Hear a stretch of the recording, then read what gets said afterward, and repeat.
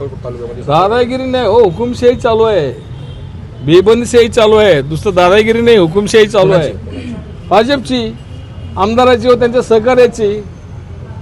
राज्यात तुमचे मित्रपक्ष आहे, सत्तेत आहात तुम्ही एकत्रित, त्यामुळे तेच पोटदुखी होऊ लागलं ना. मित्रपक्ष वाढू लागलं ना महाराष्ट्रामध्ये, अकोल्यामध्ये, सोलापूर जिल्ह्यामध्ये. अस्वस्थ आहे ते लोक. अरे कशाला अस्वस्थ असता? उद्या युती होईल न होईल ठीक आहे, पण 3.5 वर्ष तर अजून आहे ना युती. 3.5 वर्ष तर नीट वागा. 3.5 वर्षानंतर जे घडणार ते घडणार, त्यावेळी अस्वस्थ हो. आता कशाला अस्वस्थ होता? ही हुकुमशाही मोडीत कसं काढणार तुम्ही? काय नियोजन केलं? हे बघा, हुकुमशाही मोडीत इंग्रजांची हुकुमशाही होती. महात्मा गांधींनी कसं मोडीत काढले? इंग्रज म्हणत होते की महात्मा गांधी का इनका दे के चुवा भी नाही भागेगा, इंग्रज का म्हणत होते, पण गेले की नाही. हिटलर जगातलं सगळ्यात मोठं हुकुमशाही होतं, त्याला स्वतःला विष खावं लागलं की नाही. हे कुठले आहे ते?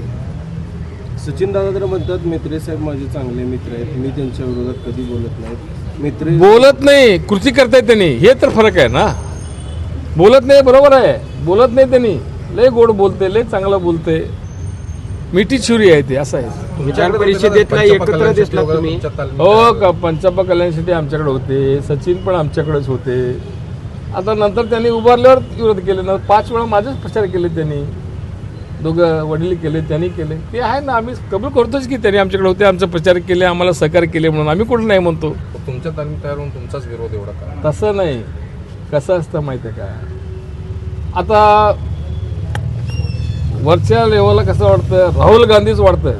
राहुल गांधीला का त्रास करतात? एकमेव माणूस आहे उद्या काहीतरी सत्ता पलटी करणार. तसं एकमेव राहू द्या, हात लावू नका. राहुल गांधी आहे ते सांगतो आम्ही. ते का आम्ही काय काँग्रेस आता शिवसेनेमध्ये आहे ना.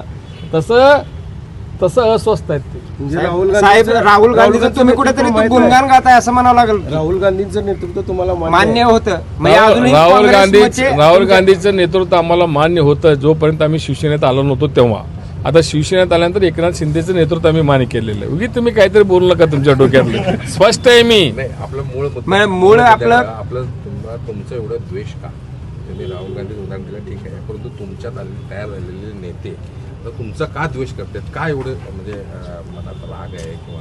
आता त्यांनी द्वेष काय करतात ते करते, ते त्याच्या मनात काय द्वेष आहे ते का मी त्याचं मन का पडू शकत नाही. तुम्ही त्यांना विचारलं तर बरं होईल. एवढं द्वेष का म्हणून, बरोबर आहे की नाही? त्यांना विचारलं पाहिजे एवढं द्वेष का करतो बा. मित्र तर तुमचं द्वेष करत नाही. उलट त्यांनी जेव्हा तुम्ही निवडून आला सुरुवातीला, त्यांनी मित्रांनी स्टेटमेंट दिलं होतं. मला बरं वाटलं, माझ्या घरातलाच माणूस आमदार झाल्यासारखं वाटतं म्हणून मी स्टेटमेंट दिलं होतं. मी 19मध्ये त्यांनी निवडून आल्यानंतर.